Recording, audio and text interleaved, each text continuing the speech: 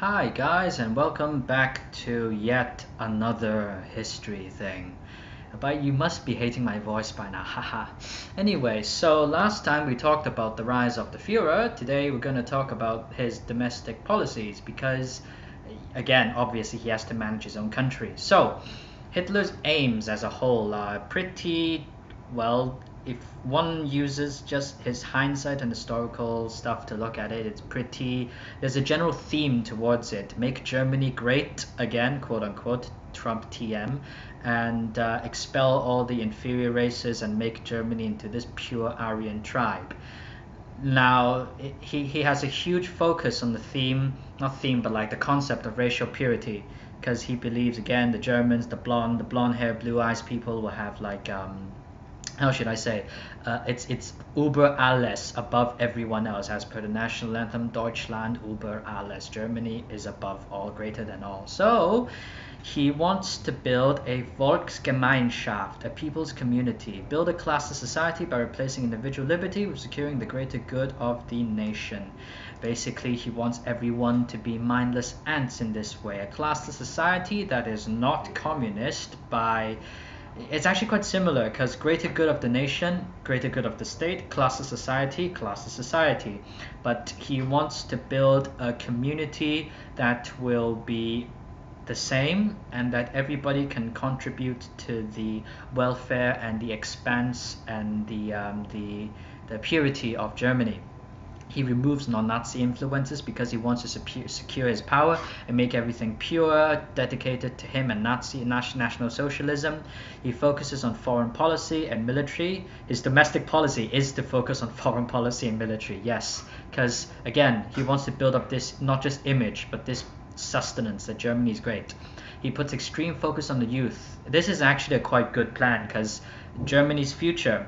That's why the Hitler Youth was so popular at the time, and so many young kids were brainwashed. And that's why in the last days of the war, so many Hitler Youth willingly volunteered, not just for the Wehrmacht, but even for the Waffen-SS, which are the legit, cruel, bad, evil people.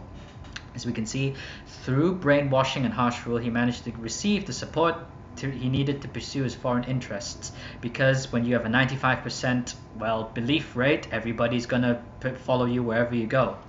He brainwashed the youth with ideology, the Nazi ideology, because youth camps. He created loyalty and willingness to sacrifice for the greater good of the nation, for a greater Germany, a Großdeutschland.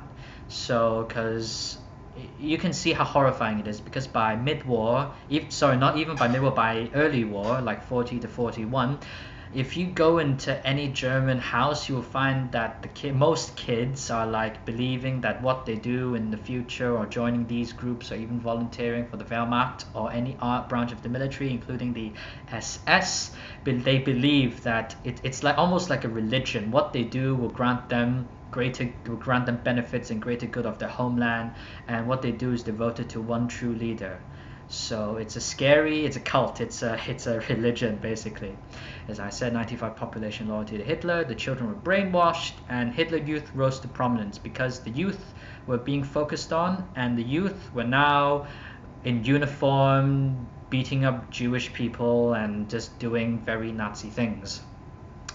So unfortunately, after a while, people started to think it was quite extreme, so much youth escaped the compulsory memberships and rival groups emerged. Because although despite the 95% belief rate, the loyalty rate, and many people after realized, they started to get tired of it and started to realize, so it became less successful, and more military training and Nazi lectures came up. The Hitler Youth is like Nazi Boy Scouts. And when the Boy Scouts have to use guns and do training, of course the kids are not going to like it. So there was a growing opposition to Hitler Youth because it became a paramilitary. It became militarized, and the kids just wanted to do camps and have fun and lectures and whatever, but not like do harsh military training. The Nazification of this and other elements of society was also quite serious, because Hitler had to purge and control all opposition to him. So he had tried to control the teachers, so 97% of teachers joined the Nazi Teachers League, and 37. This was very effective at basically curbing all kind of opposition, or all kind of opposite speech to him. So he purged, and He purged unreliable teachers, and he politicized the curriculum to reflect Nazi ideology and controlled the textbooks. This made the children and whoever who learned from the education system completely saturated with this ideology. Thus, wherever they went, they had National Socialism in their brains, and thus it became a very, very efficient brainwashing and loyalty system. The physical education became important because he wanted to build a strong Aryan race.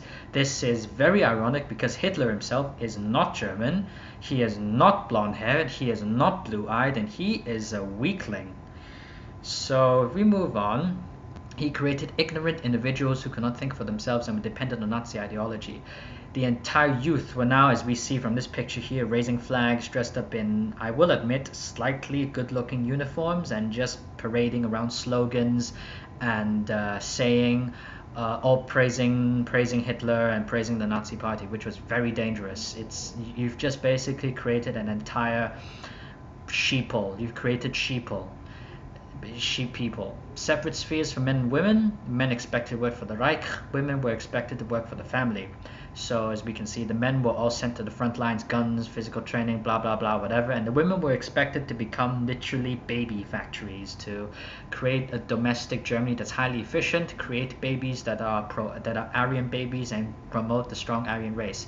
Kinder, Kirsch, and Kusch. I don't understand these three words, I forgot, sorry, except Kinder I know is for children, because kindergarten, kindereggs, children, youth.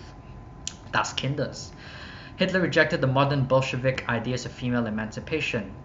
Thank God, because he believed that women should be used in a domestic capacity. And of course, the Bolsheviks are communists, so yeah. Opposition to communism. Hitler considered his policies towards women as essential for the sustained growth of the Reich, partly true because you need women to make babies and just take care of everything. If it was to conquer and populate lands and lease, but it's not good because you basically, not only are you brainwashing and relegating an entire population, an entire gender, an entire class of people to just servitude, you are just basically rendering everybody non-educated because basically, as we see in the points below, women were excluded from civil service and other professions. You are basically creating a lot of mindless, dumb, not necessarily dumb, but mindless robots. A greater Germany will not be achieved. You will only have extremist, a pure race. He wants to create a utopia, but a utopia, as we see from all those dystopian future films, a utopia always ends up badly because everybody only believes in one thing. It's a monotonous society, and it's very scarily cult-like. He increased the amount of marriages and births, and divorces were made easier for childless couples.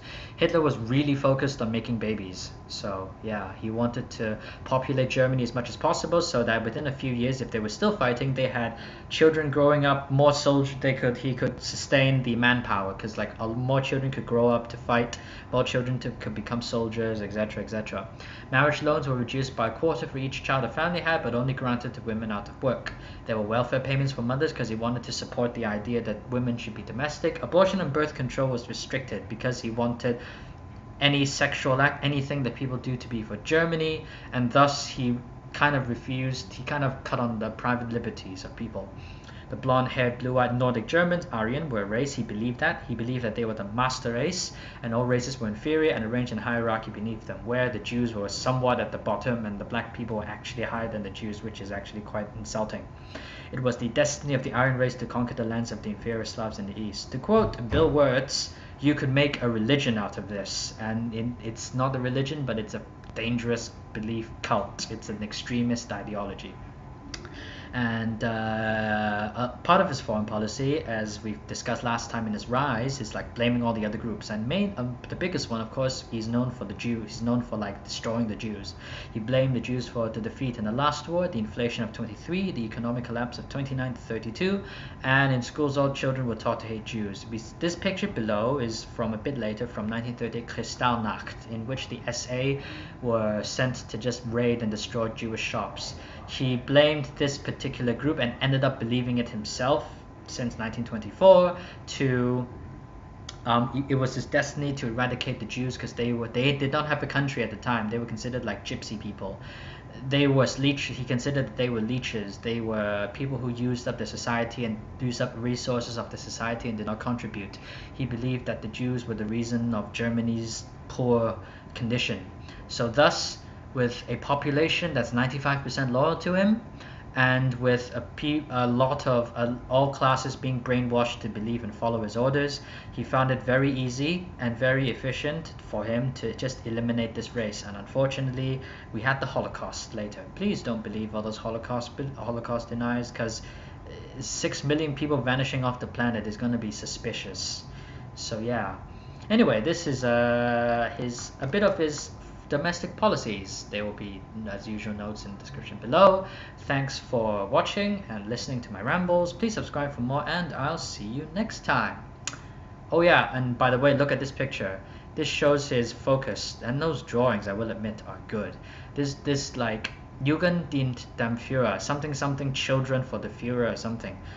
The focus of Hitler's domestic policy, in the summary, is to sterilize and make pure the population, eradicate all impurities, aka i.e. the Jews and other gypsies and gays and all the people, and make Germany great again through subjugating women to domestic servitude and placing men as the true, like, big muscular frontline blonde-haired blue-eyed soldiers who would like shoot everybody in their sight.